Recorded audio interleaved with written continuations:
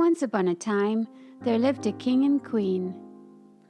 When the queen gave birth to a beautiful baby girl, the king and queen were filled with joy and decided to hold a christening feast to celebrate. They invited their friends and all the kings, queens, princes, and princesses from other kingdoms all over the land. 5 good fairies lived in the kingdom, and the king wanted them to be godmothers to his daughter. One of these fairies was very old, and no one had seen her in years or even knew where she was. So when the king sent out the invitations to his daughter's christening, he invited only the 4 young fairies.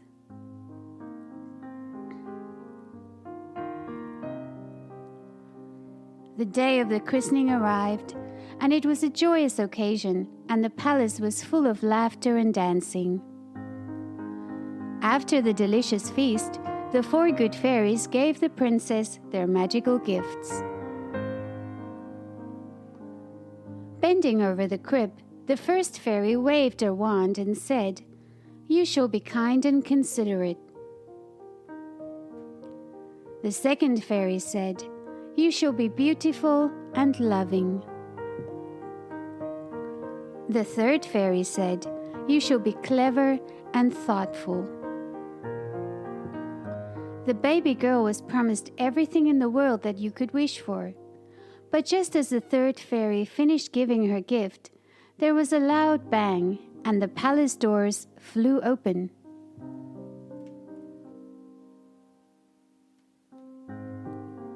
It was the old fairy. She was furious because she hadn't been invited to the feast. She rushed over to the sleeping baby and waved her wand, casting a curse upon the child. One day, the king's daughter shall prick her finger on a spindle and fall down dead, she screeched. And then she left. The guests fell silent at these terrible words, and the queen burst into tears. The fourth fairy had not yet given her gift. "Dear queen, please do not weep. I cannot undo the curse, but I can soften it," she said. She walked to the crib and waved her wand. The princess will prick her finger on a spindle, but she will not die. Instead, the princess and everyone within the palace and its grounds will fall into a deep sleep that will last for 100 years. The king thanked the fairy for her kindness, and then, to protect his daughter, ordered that every spindle in the kingdom be burned. The years passed, and the princess grew into a beautiful and kind young woman, just as the fairies had promised.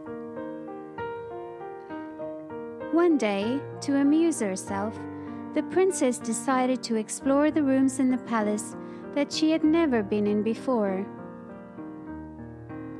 After a while, she came to a little door at the top of a tall tower. Inside, there was an old woman working at her spinning wheel. The princess didn't know that the woman was really the old fairy in disguise.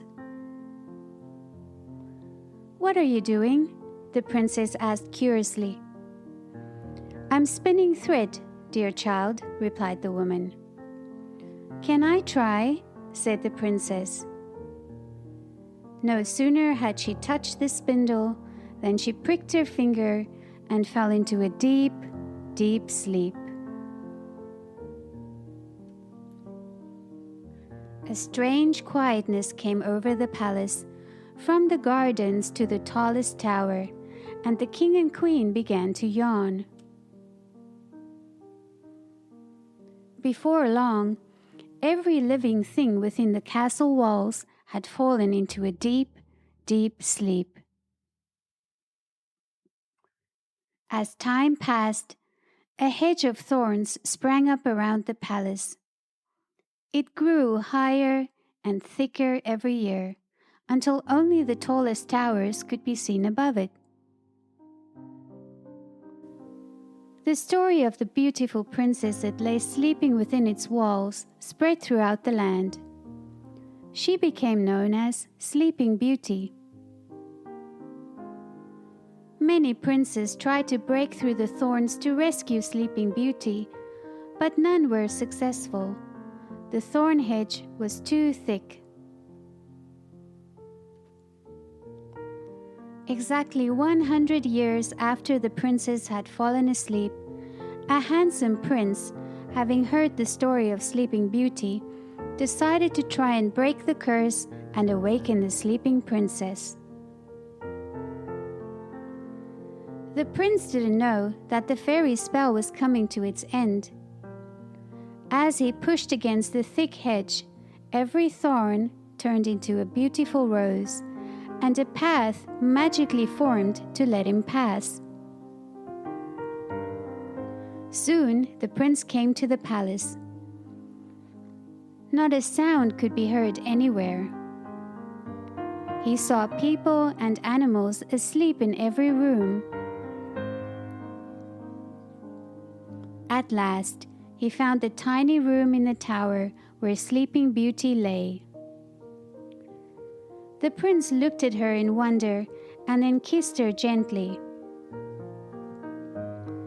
The sleeping princess opened her eyes and smiled up at the prince. With that one look, they fell in love. All around the palace, other people were waking up.